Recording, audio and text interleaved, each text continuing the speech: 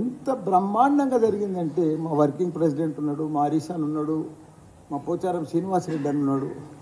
అసలు పబ్లిక్, మా కార్యకర్తలు, మా కార్పొరేటర్లు ఎంత ఉత్సాహంగా ఉన్నారంటే తెలంగాణలో ఏ 7 నియోజకవర్గాలు ఒక ఎంపీ పార్లమెంట్ ఏరియాలో ఉన్న సీట్లని గెలిచింది ఏకైక నియోజకవర్గం తెలంగాణలో ఏదైనా ఉందంటే అది మన మల్కాజ్గిరి.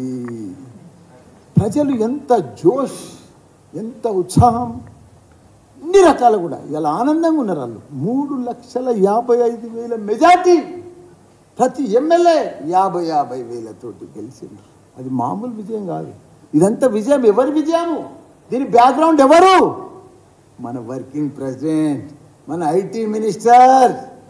ఇలా క్లియర్గా మా కార్యకర్తలంతా కూడా ఒక మూడ్ ఆఫ్లో ఉన్నారు, కష్టపడ్డారు. ఫలితం వచ్చింది. మల్కాజ్గిరిలో అన్ని ఎమ్మెల్యే సీట్లు గెలిచినాము, కానీ గవర్నమెంట్ రాలేదు. ఇంత అభివృద్ధి చేసిండు కేటీఆర్. ఐటీ సంస్థలను ప్రపంచానికి తీసుకుపోయిండు. దావుసుకు పోయి ఎన్నో మల్టీనేషనల్ కంపెనీలన్నీ కూడా, పెద్ద పెద్ద స్టార్టప్లు కానీ ఇవన్నీ కూడా పెద్ద పెద్ద మల్టీనేషనల్ కంపెనీలన్నీ తీసుకొచ్చిండు. ఐటీ ఇండస్ట్రీని ఒక ప్రపంచ స్థాయికి, ఇండియా భారతదేశంలోని నెంబర్ 1 స్థాయికి తీసుకుపోయిండు. పర్ క్యాపిటల్ ఇన్కమ్ కూడా పెంచిండు. అందుకే ప్రజలందరూ కూడా ఐటీ మంత్రిగా, ఐటీ మినిస్టర్ కేటీఆర్ లేకుండా వాళ్ళు అసలు భరించలేకపోయారు. అదే మాదిరి సిటీ సైడ్ ఇట్లుంటే రూరల్ సైడ్ 12,769 గ్రామాలు మన కేసీఆర్ గారు. ఒక చెట్టును చూస్తే కేసీఆర్ కనిపిస్తాడు. అట్లా చెరువును చూస్తే 46,000 చెరువులు అన్నీ కూడా అభివృద్ధి చేసిండు. నీళ్ళని చూస్తే కేసీఆర్ కనిపిస్తాడు. ఆ లైట్ని చూస్తే కేసీఆర్ కనిపిస్తాడు. క్రీడా మైదానం చూస్తే కేసీఆర్ కనిపిస్తాడు. ప్రతి ఒక్క డంపింగ్ యార్డ్ కానీ, గ్రేవ్ యార్డ్ కానీ, ప్రతి ఒక్కరికి కూడా సాగునీరు కానీ, తాగునీరు కానీ కేసీఆర్ కనిపిస్తాడు కదా.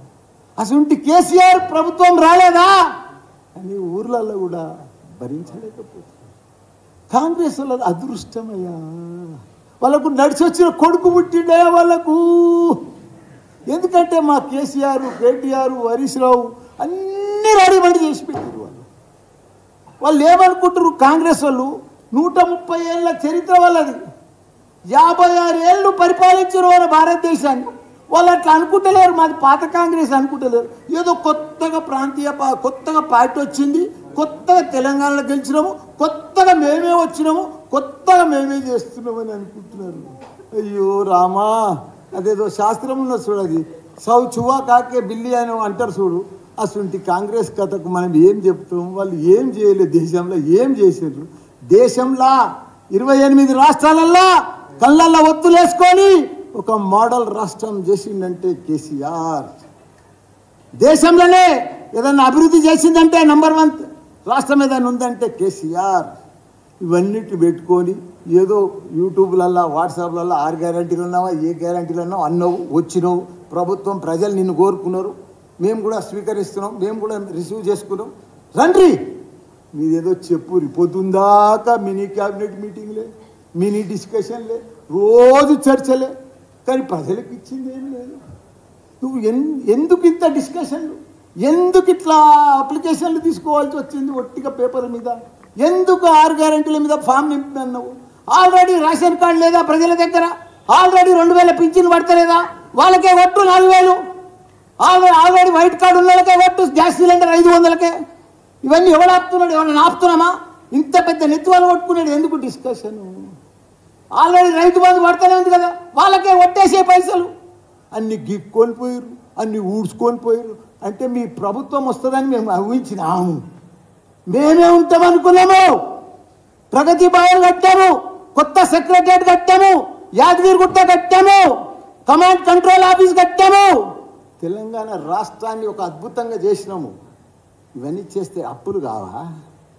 సంసారం పని చేస్తుంటే అప్పులు కాకపోతే ఏమైనా లాభాలు వస్తాయా? మీకు అన్ని బంగారు అవి ఏం బిందెలు, లంక బిందెలు పెట్టిపోయేడుతుండే ఆవిలకు. వీళ్ళు దబదబాలకి దోడుకుంది రాయిగా లంక బిందెలు. ఇదా ఏంది? మీరు ఏం చేయవలసిన అవసరం లేదు.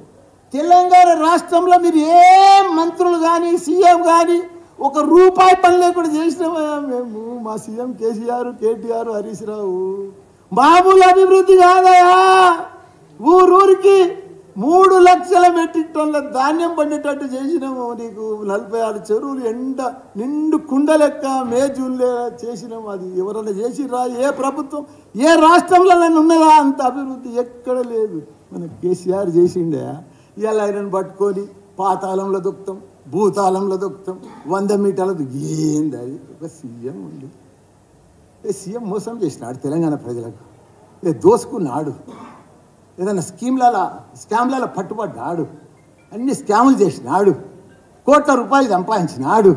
ఇల్లు లేదయా? ప్రగతి భవన్లకి వెళ్ళి 5:30కు ఓడిపోతున్నా అని తెలిసి ఖాళీ చేసిపోతే ఇల్లు లేదు. ఆ పాతింట్లోకి పోయిండు ఒక సీఎం. ఎంత ఇది లెక్క! ఇంత గొప్ప మహాత్ముడు. వాళ్ళకి ప్రభుత్వాలు ప్రగతి భవన్ ఎవరి కోసం కట్టించింది? అది ప్రభుత్వ భవనం. అది ఇలా ఉంటాడు. ఎవరుంటే వాళ్ళు ఉంటారు, లేకపోతే వెళ్ళిపోతారు. వెళ్ళిపోలే అప్పుడే. దానికి రకరకాలు చెప్పారు. దాంట్లో ఆ బిందెలు ఉన్నాయి, ఈ అద్దాలు ఉన్నాయి, అవి ఉన్నాయని. ఎవరి కోసం? ప్రజలు ఎవరు సీఎం ఉంటే వాళ్ళు ఉంటారు. ఇప్పుడు లేడా డిప్యూటీ సీఎం కూడా? మేము ముద్దనమా? ఇలా సెక్రటరీలో పోయి కూర్చుంటలేరా? అది మా సొంతం భవనమా? అది సెక్రటరీ ప్రజల భవన్. ప్రజల కోసం కట్టించినాం. ఏదో ఒక రేకులు వీకేసి ఆ సీకులు వీకేసి మేము దర్బార్ చేసినాం. చెయ్యి దర్బార్, వచ్చిన తీసుకో, కంప్లైంట్స్ అన్ని రిసీవ్ చేసుకో, వాళ్ళని క్లియర్ చేయి. మేము వద్దంటున్నామా? ఒక్కటి క్లియర్ తీసుకునేదే కానీ క్లియర్ చేసేది లేదు. ఇంకెప్పుడు చేస్తాం? 4 ఏళ్ళ దాకా రూపాయి క్లియర్ చేయరాదు. ఒక్క స్కీమ్ కూడా 6 గ్యారంటీలు లేవు, ఏమి లేదు. ఉత్తమ ఆటలు. నువ్వు ఇచ్చేటానికి మనిషి ఉంటే జరిసేపట్లు ఆన్లైన్లో కొట్టేయచ్చు. ఏముందని పెద్ద సుతారమా? అది అడ్మినిస్ట్రేషన్ రావాలి.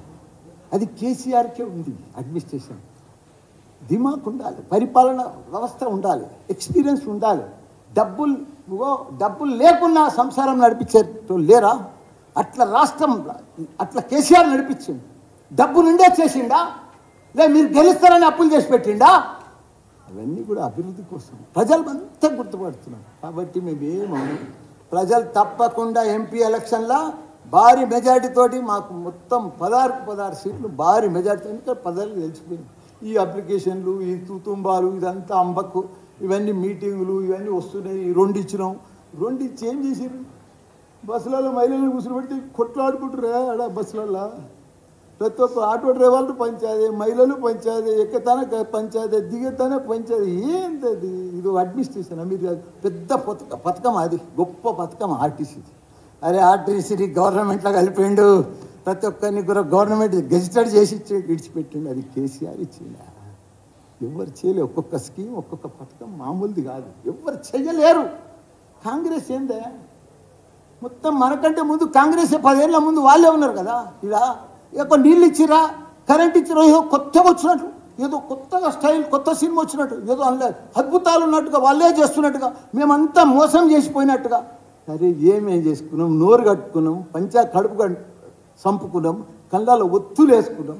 రోజు మా ఎమ్మెల్యేలు కానీ, కార్పొరేటర్లు కానీ, కౌన్సిలర్లు కానీ ఇట్లా కరెంట్ రాలేదు, ఇట్లా రెప్ప కొట్టే లోపల కరెంట్ పోలే. ఇప్పుడు ఏమన్నా కరెంట్ పోతుందా? కాంగ్రెస్ వచ్చిందా? అరే ఒక్క స్కీమ్ లేదు.